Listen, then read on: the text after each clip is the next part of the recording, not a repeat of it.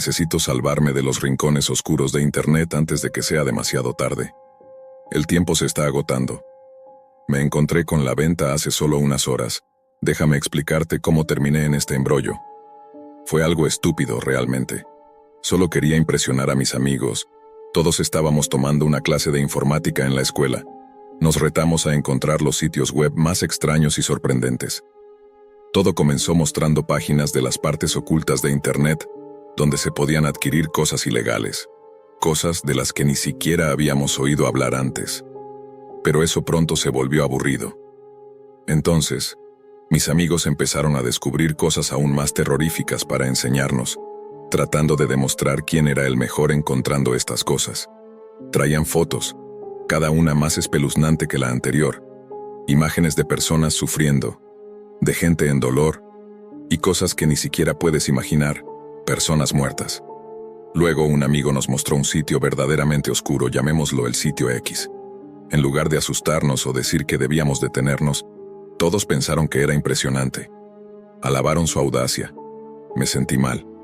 Quería gritarles a todos, decirles lo equivocado que era encontrar esto fascinante, pero no dije nada. Notaron que nunca compartía nada espantoso yo mismo, y fue entonces cuando comenzaron a burlarse. La escuela se volvió una pesadilla. Me forzaban a mirar esas imágenes horribles diciendo que me harían más fuerte, pero solo empeoraban las cosas. Me repetía que no iba a ir demasiado lejos, solo quería encontrar algo para que me dejaran en paz. Ya estábamos muy lejos de buscar cosas sencillas. Ahora sabía que necesitaba encontrar algo realmente impactante. Después de 3 horas navegando en la Deep Web, pasaron otras 2 horas antes de que encontrara una venta para mí. En un momento hice clic en una página que parecía vacía. Luego la luz de mi computadora parpadeó.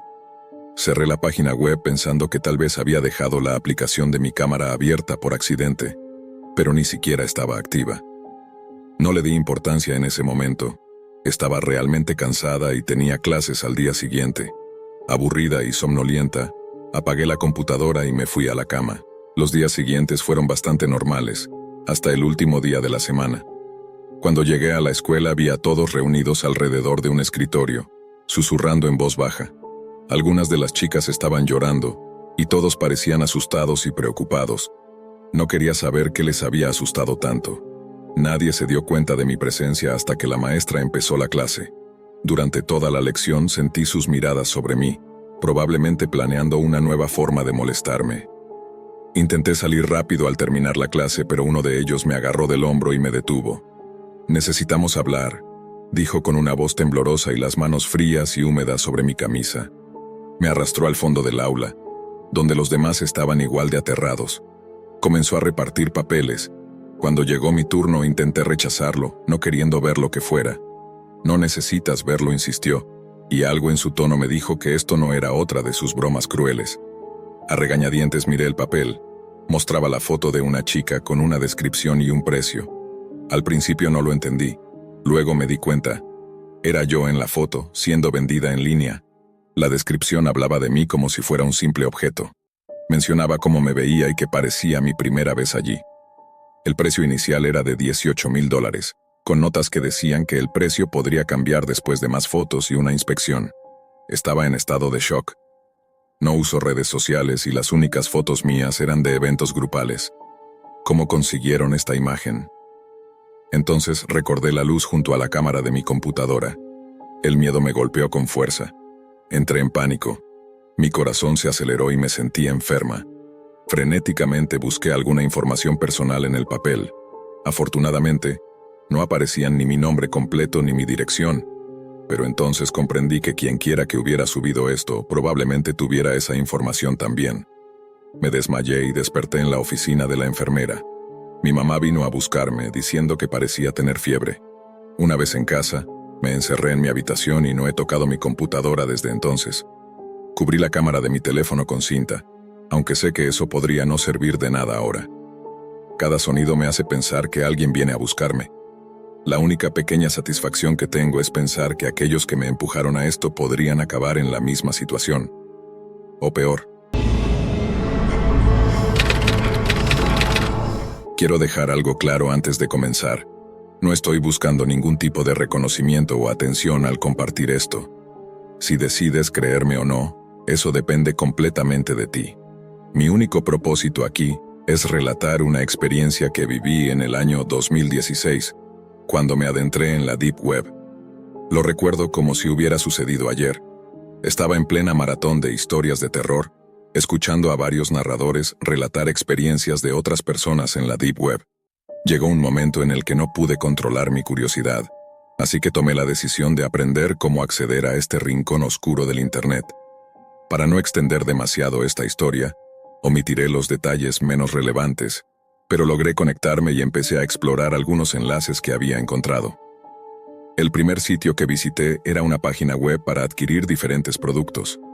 Mostraba una larga lista de precios, junto con descripciones sobre los servicios que ofrecían. Rápidamente perdí el interés y decidí entrar a otra página, esta vez para compartir videos. Los videos que encontré eran de calidad muy baja, aproximadamente de 144 píxeles, algo parecido a lo que podrías encontrar en los primeros días de YouTube. Entre ellos, los que más captaron mi atención eran los titulados Únete a nosotros. Consistían en lo que describiría como videos promocionales, diseñados para reclutar personas a cultos extraños de los que nunca había oído hablar. Traté de buscar información sobre ellos en la web superficial, pero no pude encontrar ni artículos ni publicaciones relacionadas. No te diré el nombre específico porque no quiero arriesgarme a que alguien reciba algún mensaje extraño de estos grupos. Lo veo poco probable, pero nunca se puede ser demasiado precavido. En fin, al final de cada video se incluía un correo electrónico para contactarlos. Por pura estupidez decidí enviarles un mensaje preguntándoles si todo eso era real o simplemente una especie de proyecto elaborado por un grupo de estudiantes aburridos. Para mi sorpresa, casi de inmediato recibí una respuesta automatizada informándome que pronto me pondrían en contacto con un reclutador. Esperé, y alrededor de 15 minutos después recibí una respuesta.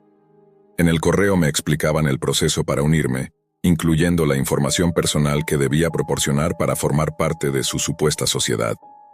Por supuesto, no iba a darles mis datos reales. Para burlarme de ellos inventé un nombre falso y detalles aleatorios. Les envié esa información y terminé el mensaje deseándoles un buen día. No recibí respuesta. Unos días después, en plena noche, estaba teniendo problemas para dormir.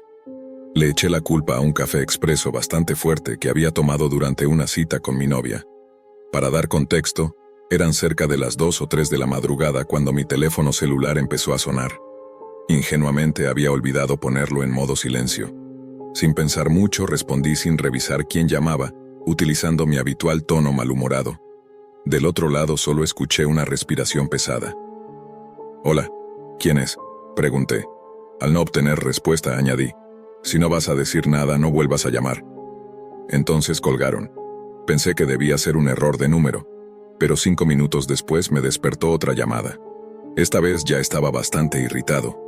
Contesté con pocas ganas, dispuesto a soltar un par de palabras duras, pero lo único que escuché fue música. No era una canción reconocible. Sonaba como si estuviera reproducida al revés, y tenía un tono realmente perturbador, como una especie de canción de cuna distorsionada. Después de unos 10 segundos de escuchar esta música, volví a preguntar: «¿Hola?». Lo único que escuché en respuesta fue una voz distorsionada, como si usaran un filtro de audio. Decía algo como: «No fue muy amable de tu parte enviar esa información falsa. Realmente esperábamos que aceptaras unirte a nuestro grupo. ¿Todavía estás interesado?». Un miedo indescriptible me invadió. Colgué inmediatamente. Bloqueé el número y traté de tranquilizarme. Mi novia, al verme tan alterado unos 10 minutos después, se despertó y, al verme tan asustado, intentó ayudarme a calmarme. Juntos tratamos de convencernos de que todo era solo una extraña coincidencia.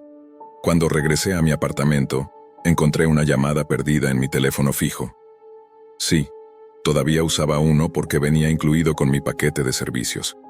Por curiosidad, reproduje el mensaje esperando escuchar a algún telemarketer, pero era la misma voz distorsionada de antes. Esta vez, me preguntaban por qué estaba siendo tan difícil de convencer. En ese momento, perdí la calma y decidí acudir a la policía. Les pedí que hablaran con mi proveedor de telefonía para rastrear la llamada, pero desafortunadamente no pudieron hacerlo.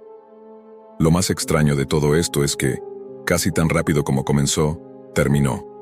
No volví a recibir mensajes ni llamadas de ese grupo, y tampoco respondieron a ninguno de mis correos. Aún conservo el correo electrónico que me enviaron al principio. Si alguien está interesado en verlo, puedo proporcionar una captura como prueba. En cuanto a cómo obtuvieron mi número, tengo algunas teorías. Parece que cuando envías correos electrónicos, en algunos casos aparece tu nombre junto con tu dirección de correo. Supongo que así lograron encontrarme.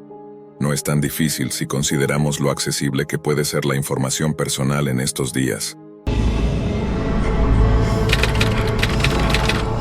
Todo comenzó como una broma entretenida. A mi hermana le fascina ver videos de personas en internet. Pasa demasiado tiempo en eso. Todos los días me mostraba un video de alguien realizando un desafío o haciendo algo extraño en público. Después, la gente empezó a recibir cajas misteriosas de la Deep Web. Y por supuesto, mi hermana se obsesionó con eso. Me enseñaba muchísimos videos de jóvenes abriendo cajas llenas de objetos raros, tratando de hacer que parecieran terroríficos o relevantes. Mi hermana quería saber qué pensaba yo, y no pude evitar decirle que me parecía tan aburrido como mirar cómo se seca la pintura, y tan absurdo como comer jabón por unas cuantas vistas. Bromeó diciendo que cualquiera podría hacer esas cajas, incluso yo. Eso me dejó pensando. Una búsqueda rápida en internet reveló que mucha gente estaba interesada en esto, afirmando que sus cajas contenían todo tipo de cosas alocadas.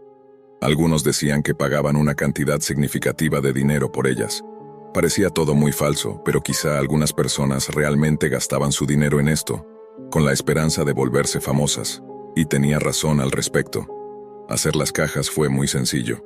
Encontré algunas cajas de cartón viejas y herramientas oxidadas que parecían sacadas de una escena de crimen. También tenía un montón de viejas memorias USB que llené con videos perturbadores que encontré en internet. Después tomé algunos frascos de medicinas caducadas, les quité las etiquetas y fingí que eran drogas peligrosas de la Deep Web. Crear un sitio web para vender estas cajas fue un poco complicado, pero como siempre, hay guías para todo en internet. Antes de irme a dormir ya había montado mi pequeña tienda, El Rincón del Misterio. Por una pequeña cantidad de dinero digital, cualquiera podía comprar una de mis cajas misteriosas. Mi sitio web no era sofisticado, pero funcionaba. Al día siguiente empecé a buscar compradores. Gracias a mi hermana sabía bastante sobre las personas que crean contenido en internet. Creé varias cuentas falsas y empecé a sugerirles que abrieran una caja misteriosa de la Deep Web. Les hablé de mi tienda, diciéndoles que haría que sus videos se volvieran súper populares. La espera no fue larga. Al caer la tarde, 6 personas ya habían comprado mis cajas. No era una gran cantidad, pero era suficiente para ayudar con los gastos. Preparé las cajas y las envié, sintiéndome un poco orgulloso. No estaba engañando a nadie. Ellos obtenían su contenido, y yo ganaba un poco de dinero. Simple. Con el tiempo, la emoción se desvaneció, y la vida siguió como siempre. Continué viendo videos tontos con mi hermana, olvidándome poco a poco de mi tienda en la Deep Web. Eso fue hasta que el último viernes lo cambió todo. Al volver de mi trabajo, encontré un paquete en la puerta de mi casa. Era una de mis propias cajas de vuelta. Pensé que tal vez alguien no estaba satisfecho, pero sabía que los reembolsos no formaban parte del trato. Dentro de la caja casi no había nada, salvo un USB que no reconocía. Curioso, pero con algo de miedo usé una vieja laptop para ver qué contenía. El USB estaba lleno de fotos de lugares que conocía bien, mi apartamento e incluso fotos de mí mismo. Fue como un golpe en el estómago. Alguien me había estado siguiendo. Había estado dentro de mi casa observándome. En ese momento comprendí que estaba en serios problemas. Algunas personas en la Deep Web no están jugando. Se dedican a hacer cajas misteriosas reales y peligrosas, y parecía que no les había gustado que me entrometiera en su terreno.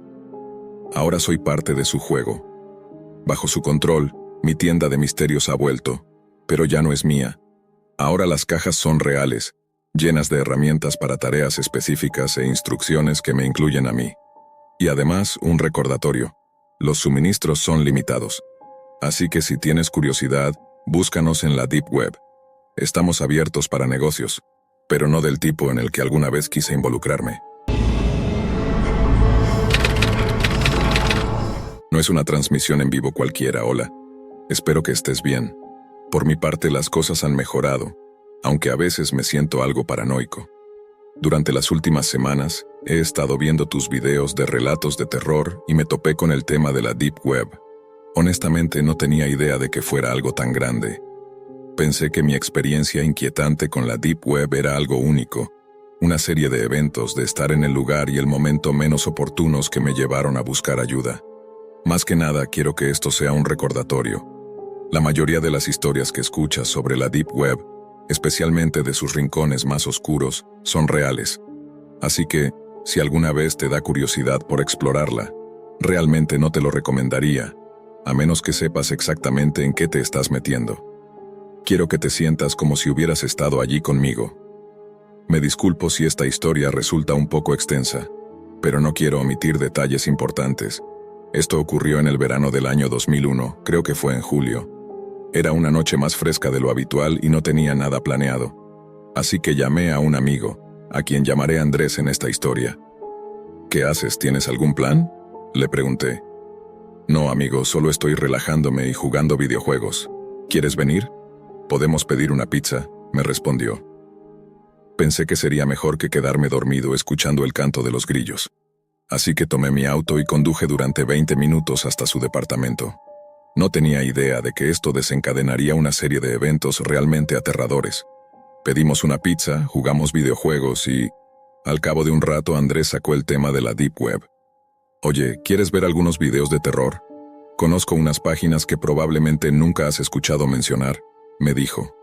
Nos dirigimos a su computadora, que él mismo había armado, y abrió un programa del que nunca había oído hablar. Más tarde me enteré de que se trataba de Tor, pero en ese momento era completamente nuevo para mí. ¿Qué motor de búsqueda es este? Nunca lo había visto. ¿Por qué no usas Firefox? ¿No era tu favorito?, le pregunté. No, amigo. Esto no sirve para lo que estamos buscando, respondió. ¿A qué te refieres? Nunca había oído hablar de la navegación en la Deep Web, dije intrigado. Me ahorró los detalles, pero básicamente me dio un resumen en 3 minutos sobre qué era la Deep Web, lo que se podía encontrar y las cosas que podías solicitar allí. Me emocioné y no podía esperar a ver lo que quería mostrarme. A ambos nos encantan las películas de terror, así que cuando dijo que esto era diferente a cualquier tipo de terror que conocíamos, no pude evitar pensar que estaba exagerando. Lo primero que recuerdo es que copió y pegó un enlace guardado en un documento de Word.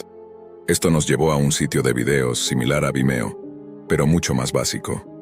Me mostró algunos clips que recordaban a los que encuentras en LiveLeak, con sustos repentinos y escenas inquietantes. Después de unos 10 minutos, cambiamos a otra página que transmitía en vivo. Había un cuadro de chat y una opción para hacer donaciones. Lo único visible en el video era una habitación vacía con una silla y una mesa en el centro. Observamos cómo las personas en el chat, alrededor de 20, comentaban sobre lo que querían que le hicieran a alguien. Pronto nos dimos cuenta de que estaban hablando de dañar a una persona. Lo que describían era demasiado perturbador para detallarlo aquí. Después de un rato le dije a Andrés, «Oye, esto no puede ser real. ¿De verdad están hablando de hacerle daño a alguien?» Todo se sentía como si estuviéramos viendo en vivo a un posible maníaco con intenciones horribles. Fue entonces cuando un hombre con pasamontañas apareció en pantalla. Miró hacia la izquierda, como si estuviera leyendo el chat, y luego presionó un botón que activó el audio. Al principio era muy bajo, pero Andrés subió el volumen y empezamos a escuchar sollozos. El hombre gritó a alguien fuera de cuadro que se callara, pero eso solo intensificó los llantos. Recuerdo mirar a Andrés y decirle, «Amigo, esto no puede ser real. Dime que es algún tipo de proyecto universitario de terror». No lo sé, nunca había visto esto antes. La última vez que entré aquí solo había un tipo con máscara diciendo tonterías. Me contestó claramente nervioso. Deberíamos haber cerrado el programa en ese momento. Pero la curiosidad nos mantuvo ahí. El chat se llenaba de mensajes y, después de unos minutos, el hombre volvió a hablar. «Vaya, veo que alguien donó una gran cantidad. Está bien, si eso es lo que quieren, lo haré». El hombre salió del cuadro y se escucharon gritos desgarradores. Luego arrastró a alguien a la pantalla, pero justo antes de que pudiéramos ver algo, la transmisión se oscureció. Esto enfureció a todos en el chat, quienes preguntaban por qué no podían ver lo que ocurría. Cuando la transmisión volvió, el hombre de la máscara sostenía unas gafas cubiertas de un líquido oscuro y rojizo, que también goteaba sobre su camiseta. Los gritos habían cesado. Disculpen, parece que tuvimos un problema técnico. Realmente me hubiera gustado que pudieran escuchar los gritos, pero ahora no tiene sentido si está en silencio. Conseguiré a alguien más pronto, dijo. Eso fue suficiente para nosotros. Andrés cerró el navegador de inmediato. Aunque no vimos todo lo que sucedió, estaba claro lo que había ocurrido. Aquella persona que donó dinero pidió una reestructuración de cara, y por los resultados entendimos exactamente a qué se refería. Ambos tuvimos pesadillas durante meses después de eso, y decidimos no explorar la Deep Web nunca más. ¿Alguna vez has comenzado a cuestionar todo aquello que antes creías que era verdad? Podría tratarse de tus convicciones, o de descubrir que alguien cercano no era la persona que pensabas. Tal vez alguien a quien apreciabas escondía un lado oscuro. Cuando estaba en la preparatoria, mi padre empezó un trabajo secreto en el sótano de nuestra casa. Dijo que era algo relacionado con su empleo y que debía mantenerse en secreto absoluto. Se aseguró de que nadie más pudiera entrar, incluso mandó insonorizar las paredes. Me pareció extraño que su labor tuviera que ser tan clandestina, pero no le di demasiada importancia. Algunos de mis compañeros disfrutaban ver videos perturbadores, navegando por rincones oscuros de Internet. A mí nunca me interesó eso. Usaba la red principalmente para ver partidos deportivos. Un día, durante el almuerzo, mis amigos conversaban sobre las cosas raras que solían ver, entrando en detalles desagradables. No presté mucha atención hasta que Tomás comenzó a hablar sobre la Deep Web. Mencionó sitios para contratar sicarios, videos de animales siendo torturados y otras atrocidades. Incluso dijo haber encontrado enlaces a videos ilegales, aunque aseguró no haber hecho clic en ellos. Tomás nos invitó a su casa para mostrarnos algunas de las cosas que había encontrado en la Deep Web. Todos aceptamos ir. Cuando llegamos, me di cuenta de que no estaba mintiendo. La Deep Web estaba llena de los horrores que había mencionado. Encontró un video sin título y preguntó si debíamos verlo. Todos los demás estaban entusiasmados, pero a mí no me importaba mucho. Hizo clic en el enlace. El video mostraba al principio una habitación muy oscura. Solo se oía a alguien respirando con dificultad. Luego, una luz tenue reveló a un hombre con una máscara extraña, vistiendo un sombrero de copa, un traje y una capa. Su voz estaba distorsionada, impidiendo que pudiéramos reconocerla. Buenas noches y gracias por acompañarnos. Me llamo Shepard, y esta noche tengo un espectáculo para ustedes, dijo con un tono excesivamente alegre. Esta noche tenemos a 3 invitados con nosotros. Luego la cámara mostró el resto de la habitación. Un espacio pequeño con paredes rojas al fondo. 2 mujeres estaban encadenadas a la pared, desnudas. Una era muy delgada, y la otra tenía una complexión más robusta. Shepard se acercó a la mujer más delgada, observándola con desagrado. No eres agradable a la vista. No deberías estar aquí con las bellas, dijo, mirando después a la otra mujer, quien era más atractiva. ¿Estás de acuerdo, verdad? Srenia le habló sin esperar respuesta. Luego se volvió hacia la primera mujer. Tengo algo especial planeado para ti más tarde, pero primero nos encargaremos de ella. Parado allí junto a mis amigos, sentía el terror recorrer mi cuerpo, preguntándome qué iba a hacer. De repente Shepard gritó, «¡Tijeras de podar!». Otra persona, a quien no podíamos ver, le entregó un par de tijeras. Se acercó lentamente a la mujer y dijo, «Es una pena. Si tan solo lucieras mejor, esto no sería necesario». Increíblemente usó las tijeras para cortar sus pechos. La mujer gritó con todas sus fuerzas, y mis amigos y yo estábamos en shock. Uno incluso vomitó. Shepard luego intentó cortar sus pies, pero luchaba porque los tobillos eran gruesos. «No hay problema, motosierra», exclamó. Mi corazón se hundió al escuchar esa palabra. El sonido de la motosierra arrancando era escalofriante. Comenzó a cortar sus tobillos, haciendo que la mujer gritara aún más fuerte, con lágrimas corriendo por su rostro. La sangre salpicaba la máscara y la ropa de Shepard. Después de cortar los tobillos, empezó a trabajar en su abdomen, esparciendo sangre y vísceras por todas partes. Uno de mis amigos se desmayó por el horror. «Te dejaré desangrarte», dijo Shepard a la mujer antes de volverse hacia la otra. «Látigo», pidió. Obtuvo un látigo y empezó a golpear cruelmente a la segunda mujer. Fue entonces cuando Tomás, tratando de ser valiente, escribió en el chat, ¿Qué te pasa? La policía sabrá de esto. Shepard estaba a punto de hacer algo más cuando su asistente lo alertó del mensaje. Pateó a la mujer antes de acercarse a la cámara. Oh, ¿tratando de hacerte el valiente? ¿Crees que puedes llamar a la policía, Tomás? Nos quedamos atónitos cuando dijo el nombre de Tomás. No te preocupes, tengo toda tu información, nos veremos pronto. Tomás apagó rápidamente la computadora. Mis amigos se fueron, pero yo me quedé con él, demasiado asustado para estar solo. No pasó nada esa noche, pero Tomás no pudo dormir. Pasaron semanas, y parecía que esa horrible noche se desvanecía como un mal sueño. Pero entonces, un viernes por la noche, vi en las noticias un informe sobre varios asesinatos en nuestra zona. Mi corazón se detuvo al reconocer la casa de Tomás en el fondo. Tomás había desaparecido, y su familia fue asesinada brutalmente. Lo atraparon, susurré. Esa noche me desperté para ir al baño y vi a mi padre subiendo las escaleras cubierto de tierra, como si hubiera estado cavando en el jardín. «Papá, son la 1 de la mañana, ¿qué estás haciendo?»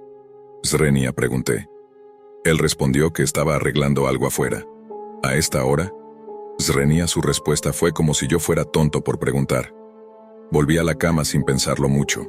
Al día siguiente, mientras mi papá estaba fuera, la curiosidad me superó y decidí colarme en el sótano. Algo que nunca había considerado antes. Encendí la luz y al principio no vi nada inusual, pero luego noté una nueva puerta detrás de las escaleras. Con el corazón latiendo rápido, la abrí. Lo que vi me dejó congelado de miedo. La habitación era idéntica a la del video en vivo. Paredes rojas, cadenas colgando, las tijeras de podar, la sierra y el látigo. En un escritorio había una computadora y la aterradora máscara que usaba Shepard. De repente escuché a mi padre gritar desde arriba. Bajó furioso, pero se detuvo en seco al verme sosteniendo la máscara. Su enojo se transformó en shock. Nos quedamos mirándonos. La policía arrestó a mi padre ese mismo día. El sótano estaba insonorizado, por lo que nadie escuchaba nada desde afuera. Encontraron a Tomás y a las mujeres enterrados en nuestro jardín, desmembrados. Mi padre había estado haciendo más que jardinería por las noches. No podía creer que mi padre, a quien siempre había considerado un hombre bueno y honesto, fuera capaz de algo tan monstruoso. Ahora me pregunto si habré heredado algo de su oscuridad. ¿Podría convertirme en un monstruo como él algún día?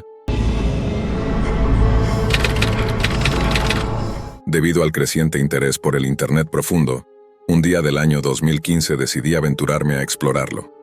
Si te estás preguntando cómo se accede, no voy a decírtelo, ya que prefiero evitarte cualquier posible problema que pueda surgir por ser demasiado curioso.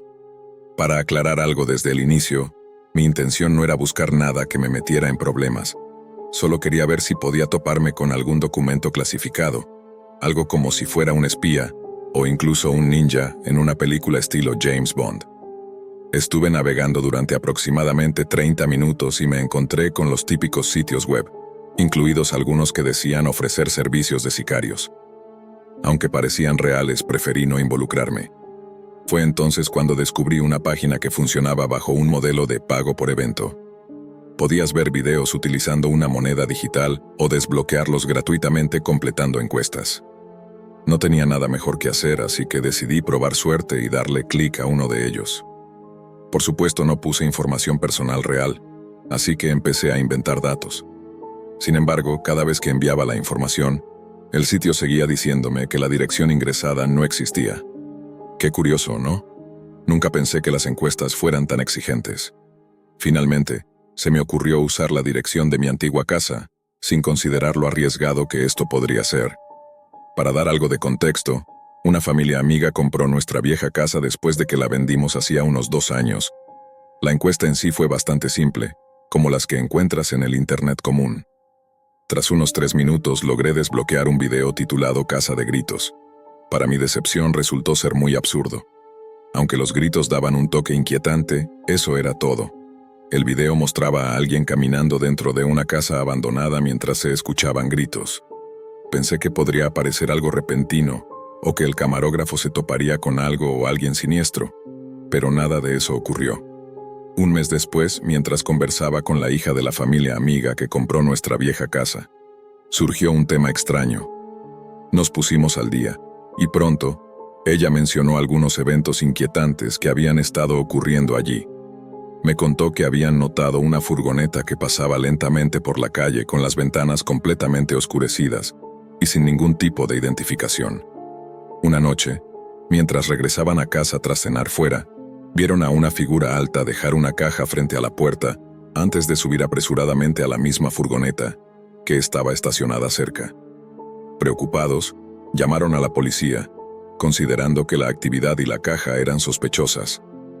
Cuando las autoridades inspeccionaron el contenido, encontraron un montón de fotografías antiguas que parecían ser de finales del siglo XIX. También había un oso de peluche, que en su interior contenía una gran cantidad de agujas usadas.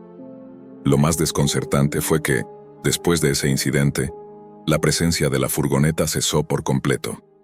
Hasta el día de hoy, no sé cuál era el propósito de esa caja, ni si estaba relacionado con el hecho de que usé la dirección de mi antigua casa en el Internet profundo.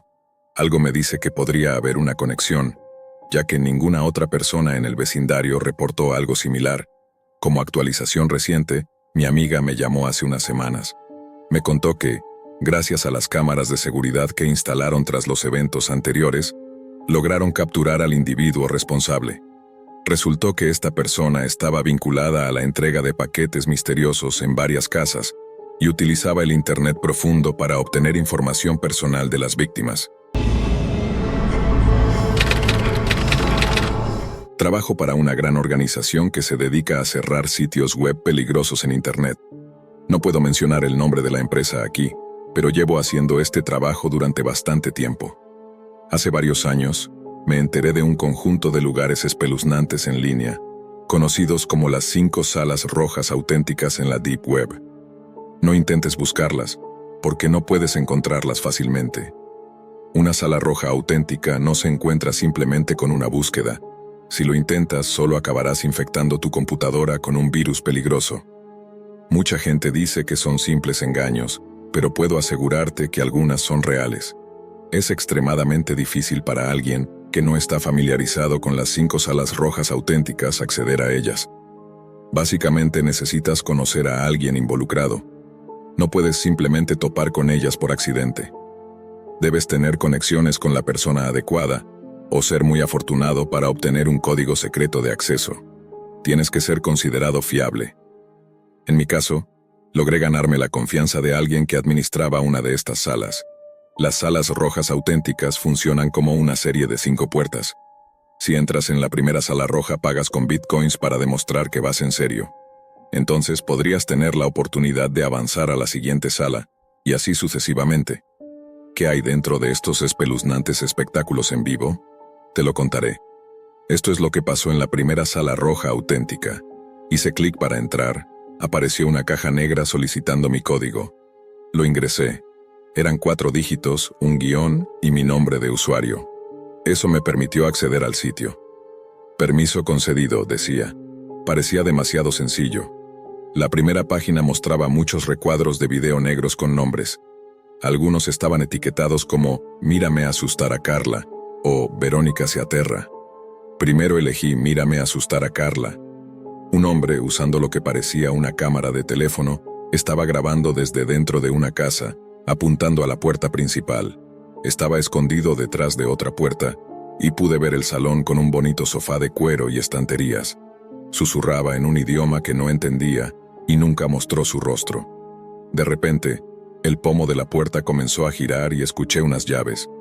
Una chica, vestida con un uniforme verde de enfermera con cabello rubio y piel bronceada, entró. Parecía joven, tal vez en sus 20 años. De repente una voz fuerte gritó: «No te muevas». Ella se detuvo en seco, como un animal atrapado por sorpresa, luego gritó y dejó caer sus llaves. Un hombre vestido completamente de negro, con una máscara de esquí, se abalanzó sobre ella con un martillo enorme. Ella levantó los brazos, gritando para defenderse, pero él la golpeó 2 veces en la cabeza con el martillo. Ella cayó al suelo y la sangre comenzó a manchar la alfombra blanca. Estaba inconsciente.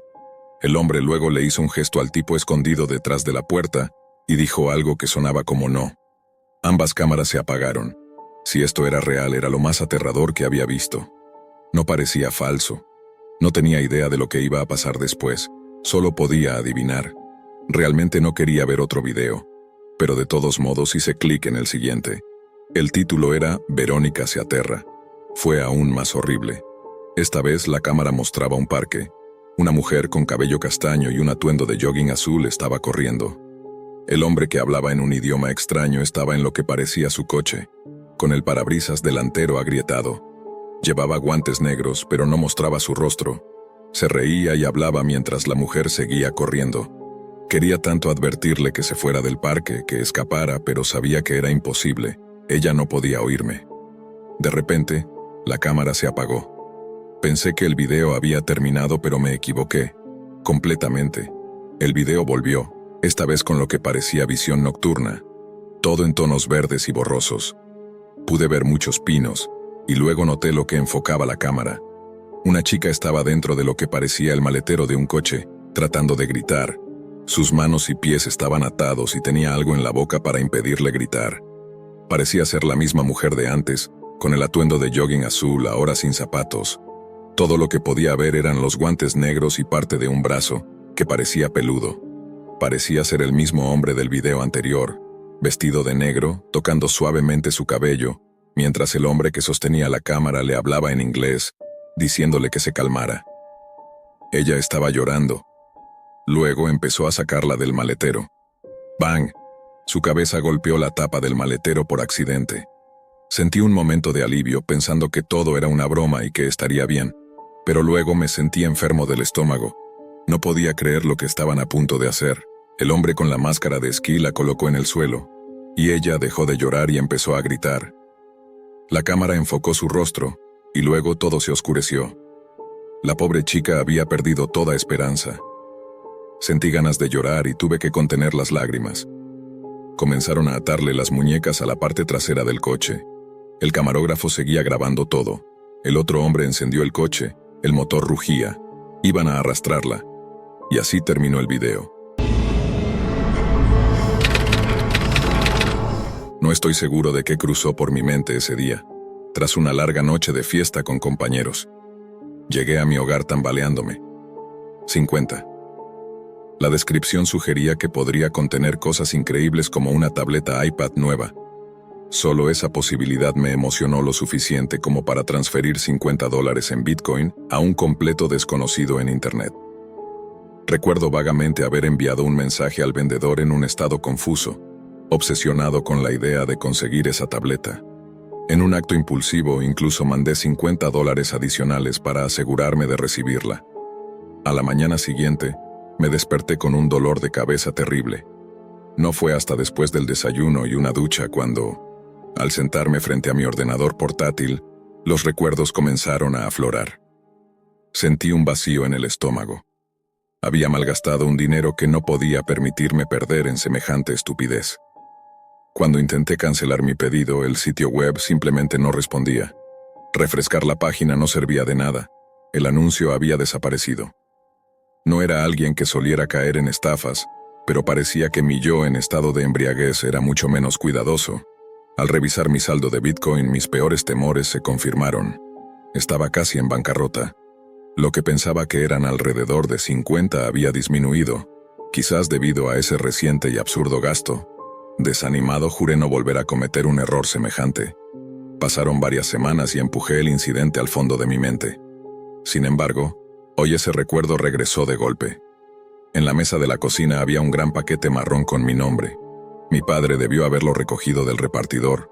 La caja era inesperadamente pesada, lo cual parecía prometedor. La abrí con entusiasmo, solo para descubrir que estaba llena de cacahuetes de embalaje. Buscando dentro, lo primero que saqué fue un suéter rojo usado que olía ligeramente a perfume. Sintiendo una mezcla de decepción y repulsión, me recordé a mí mismo los dudosos orígenes de esa compra. Luego encontré un manojo de llaves, lo cual no tenía ningún sentido.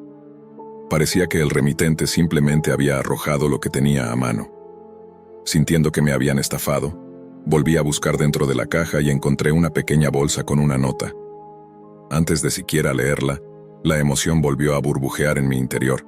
Era marihuana, acompañada de una nota que sugería que era para relajarse.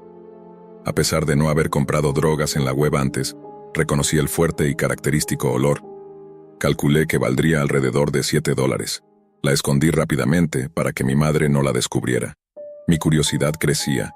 Me preguntaba qué más podría contener esa caja. Con la esperanza de al menos recuperar parte de mi dinero, lo siguiente que encontré fue una pequeña caja de madera. Dentro había algunas piezas de plata reluciente, 2 collares y 2 anillos. No podía decir si tenían valor real. Podrían haber sido robadas o adquiridas a bajo precio en una tienda de segunda mano. Las coloqué junto al suéter rojo sobre la mesa. Luego encontré otra bolsa de plástico, esta vez con una nota que me inquietó. Vas a necesitarlas, créeme. Dentro había una pequeña caja de pastillas de Xanax. ¿Por qué necesitaría eso? Nunca había experimentado con medicamentos tan fuertes, pero conocía a algunas personas que pagarían bien por ellas. Aunque no estaba seguro de su valor exacto, supuse que podrían valer alrededor de $50, sumando un total de $130 en valor encontrado hasta ahora. Considerando que todo venía de la Deep Web, perder solo la mitad de mi dinero parecía una suerte.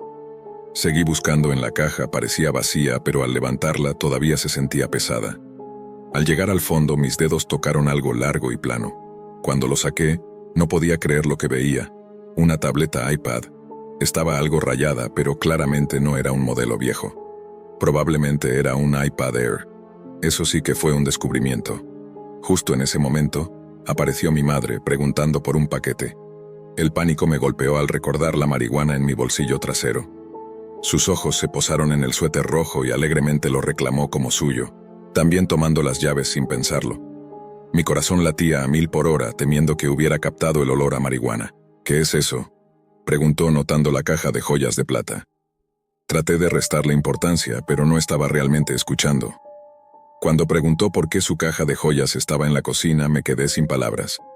La abrió, revisando si faltaba algo. Luego me acusó de intentar vender sus pertenencias. Intenté explicarle sobre la caja misteriosa de Internet, pero no lo aceptó. Me dijo que esperara hasta que mi padre llegara a casa.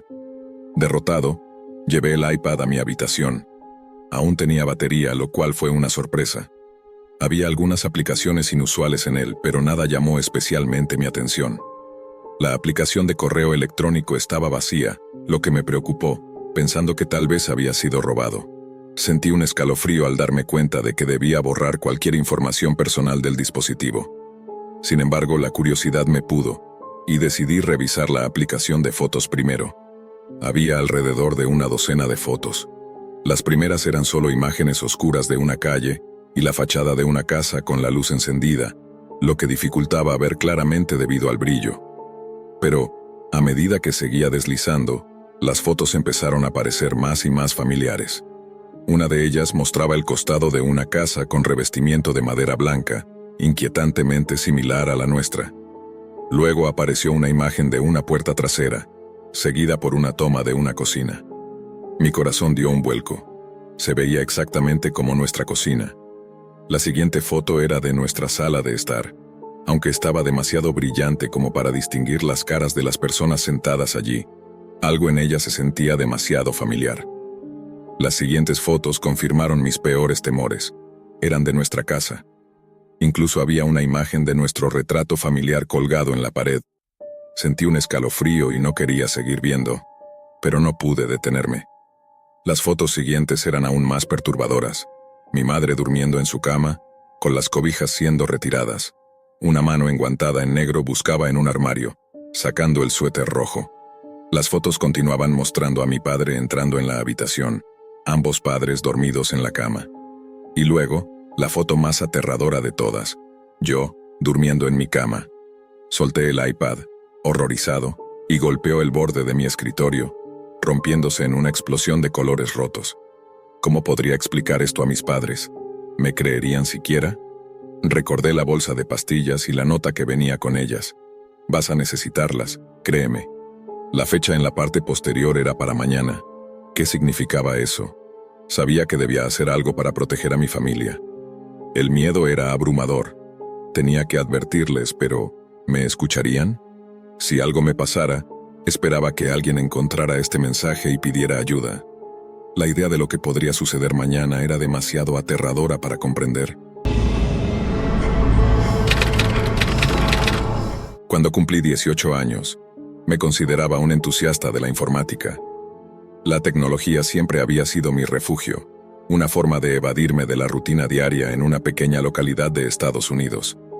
Desde una edad temprana, mi fascinación por las computadoras creció de manera exponencial, y pasaba largas horas trasteando con mi equipo, aprendiendo sobre sistemas operativos, programación y ciberseguridad.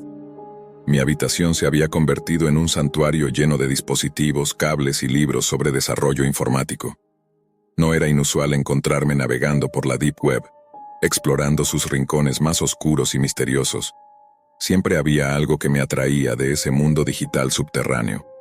Una mezcla de curiosidad y reto. Durante mucho tiempo la Deep Web me pareció un sitio cautivador, y aunque conocía los peligros que albergaba, nunca me disuadió de seguir investigando. Había leído infinidad de relatos sobre fraudes, contenido ilegal y personas desaparecidas, pero siempre me consideré lo suficientemente astuto y precavido como para no caer en ninguna trampa. Sin embargo, una noche todo cambió. Fue una experiencia tan aterradora y perturbadora que juré no volver a adentrarme en ese abismo virtual. Era una noche de verano, calurosa y sofocante. La ventana de mi cuarto estaba abierta, dejando entrar una ligera brisa que apenas aliviaba el calor pegajoso. Mis padres se habían ido a una cena y mi hermanita, de 10 años, dormía profundamente en su habitación, ajena al mundo exterior. Encendí mi computadora, listo para otra noche de exploración en la Deep Web. Me sentía emocionado y algo inquieto, como siempre me sucedía al aventurarme en esos oscuros rincones del Internet. Después de navegar sin rumbo por varios foros y sitios de poco interés, me encontré con un enlace que capturó mi atención. Películas raras. La página parecía una especie de archivo de películas oscuras y desconocidas, pero lo que realmente despertó mi interés fue una sección etiquetada como parodias documentales. La descripción era vaga, apenas una línea que decía, películas famosas reimaginadas como documentales. Mi curiosidad se disparó. Me preguntaba qué clase de contenido podría haber en esa sección. ¿Serían videos de aficionados recreando escenas icónicas o quizás algo más profundo y artístico? Sin pensarlo mucho hice clic en el enlace, sin saber que esa decisión cambiaría mi vida para siempre. La página tardó en cargar, revelando una lista de títulos familiares. Había versiones documentales de películas como La Sirenita, El Rey León y Coraline. Esta última me llamó especialmente la atención. Había visto la película animada un par de veces, y aunque tenía un tono sombrío, nunca me había parecido especialmente aterradora. La página de Coraline era sencilla, con un enlace para ver el video y una breve descripción que decía, una reimaginación documental de la historia de Coraline, mostrando sus aspectos más oscuros y desconocidos. Mi curiosidad se transformó en entusiasmo, y sin dudarlo, hice clic en el enlace. El video comenzó a reproducirse automáticamente. Al principio todo parecía normal. La calidad del video era baja, como si hubiera sido grabado con una cámara antigua. La narración, en tono suave y calmado, describía la historia de Coraline y su vida en su nueva casa. Sin embargo, a medida que avanzaba, algo comenzó a sentirse raro. No era una película animada, sino un video que documentaba algo mucho más inquietante. La narración continuaba, pero las imágenes que la acompañaban eran diferentes a las de la película original. En lugar de animaciones, mostraban grabaciones reales de mujeres con el rostro cubierto, siempre ocultas en las sombras, llevando a niñas pequeñas a habitaciones oscuras. Las niñas, que parecían tener entre 6 y 10 años, estaban visiblemente aterradas, con los ojos llenos de lágrimas y temblando de miedo. No podía ver los rostros de las mujeres, pero los sonidos de los llantos y súplicas de las niñas eran inconfundibles. Mi corazón empezó a latir más rápido. La atmósfera del video era opresiva. Cada imagen estaba impregnada de un terror que nunca antes había sentido. Traté de convencerme de que se trataba de una especie de broma enfermiza, un montaje hecho para asustar a curiosos como yo. Pero cuanto más veía, más me daba cuenta de que no había nada ficticio en esas imágenes. Las niñas parecían genuinamente asustadas, y los detalles eran demasiado precisos para ser una simple actuación. Llegué a una escena que me dejó completamente helado. Las mujeres con los rostros cubiertos rodeaban a una niña. La pequeña, que no podía tener más de 8 años, estaba atada a una silla. Su expresión era una mezcla de terror y resignación, como si supiera que no había escapatoria. Una de las mujeres sacó una caja con botones negros y una aguja larga. La niña empezó a sollozar más fuerte, suplicando en un idioma que no entendía. La narradora, con su voz calmada, describía el proceso con una frialdad que me revolvió el estómago. Y ahora procederemos a coserle los botones en los ojos. Este acto simboliza su transformación, su entrega total. No podía creer lo que estaba viendo. La mujer acercó la aguja a los ojos de la niña, y el grito que siguió fue desgarrador, un sonido que jamás podré olvidar. Me sentí paralizado, incapaz de apartar la mirada de la pantalla. La pequeña se retorcía de dolor, pero las mujeres la sujetaban con firmeza, asegurándose de que cada puntada fuera precisa. Podía ver la sangre manar lentamente mientras las agujas atravesaban la piel alrededor de sus ojos. Las lágrimas corrían por mis mejillas, me sentía impotente, lleno de ira y miedo. No podía soportarlo más, pero tampoco lograba apartar la mirada. Mi mente trataba de procesar la atrocidad que tenía delante, pero cada intento fracasaba. Me preguntaba si todo esto era real, si realmente alguien podía ser tan cruel como para hacer algo así. Sentí un nudo en el estómago y tuve que luchar contra las ganas de vomitar. Finalmente la narración cambió. Empezaron a hablar de cómo esas niñas eran utilizadas para otros fines después de la transformación. Algunas eran vendidas, mientras que otras se quedaban para entrenamiento. La crueldad de las descripciones me hizo sentir enfermo. La narradora hablaba de las niñas como si fueran simples objetos, carentes de valor humano. Las lágrimas continuaban cayendo por mis mejillas mientras intentaba comprender la magnitud de la maldad que estaba presenciando. Con un último esfuerzo de voluntad apagué el video, cerré la página y me alejé de la computadora. Mi cuerpo temblaba sin control y me faltaba el aire. La realidad de lo que había visto me golpeó con fuerza. Había sido testigo de una brutalidad indescriptible, una maldad que superaba cualquier cosa que hubiera podido imaginar. No podía quedarme solo. Necesitaba consuelo, algo que me recordara que el mundo no estaba completamente sumido en la oscuridad. Me dirigí a la habitación de mi hermanita. Estaba profundamente dormida, ajena al horror que su hermano mayor había presenciado. Me acerqué a su cama y, con lágrimas en los ojos, la abracé con fuerza. Su calidez e inocencia eran un bálsamo para mi alma herida. Lloré en silencio, sintiendo una mezcla de alivio y desesperación. Alivio por tener a mi hermana a salvo, pero desesperación por aquellas niñas que no contaban con esa suerte. En ese momento juré que nunca volvería a la Deep Web. No podía arriesgarme a volver a ver algo tan horrible. La seguridad y el bienestar de mi hermana se convirtieron en mi prioridad, y haría todo lo posible para protegerla de cualquier peligro. Esa noche cambió mi vida para siempre. La Deep Web dejó de ser un sitio de curiosidad y desafío para convertirse en un abismo lleno de maldad real. Aprendí una lección dolorosa, una que nunca olvidaré. Cada vez que miro a mi hermana, recuerdo lo importante que es mantenernos alejados de esos oscuros rincones del Internet. Con el tiempo, intenté reconstruir mi vida y dejar atrás esa experiencia, pero las cicatrices emocionales permanecieron, y la memoria de esa noche seguía acechando en el fondo de mi mente. Si algo aprendí de esta vivencia es que no todas las curiosidades deben ser satisfechas, y que, a veces, el conocimiento puede ser una carga demasiado pesada de llevar. Me tomó varios meses volver a usar una computadora sin sentir una punzada de pánico. Evitaba cualquier mención de la Deep Web y me sumergía en actividades que me mantenían alejado de las pantallas. Sin embargo, las imágenes de esa noche continuaban apareciendo en mis sueños, transformándose en pesadillas recurrentes. Cada vez que escuchaba un grito en la televisión o en una película, me estremecía, recordando los desgarradores lamentos de la niña en el video. Finalmente, decidí hablar con mis padres sobre lo que había visto, aunque no les conté todos los detalles. Les dije que había encontrado algo muy perturbador en línea y que necesitaba ayuda para superarlo. Mis padres, aunque inicialmente sorprendidos y preocupados, me apoyaron en todo momento. Decidieron que lo mejor sería que hablara con un terapeuta, alguien que pudiera ayudarme a procesar lo que había visto y encontrar una forma de seguir adelante. La primera sesión fue difícil. No sabía cómo expresar con palabras la magnitud del horror que había presenciado. Pero el terapeuta, con paciencia y comprensión, me guió a través de mis emociones, ayudándome a liberar el peso que llevaba dentro. Hablamos sobre mi pasión por la informática y cómo me había llevado a explorar lugares oscuros en Internet. El terapeuta me hizo ver que la curiosidad no era algo malo en sí mismo, pero que debía aprender a establecer límites para proteger mi bienestar mental y emocional. Comenzamos a trabajar en técnicas para manejar el estrés y la ansiedad, y poco a poco, comencé a sentirme más en control. Sin embargo, las pesadillas persistían. Había noches en las que despertaba sudando frío, con la imagen de la niña y los botones en los ojos grabada en mi mente.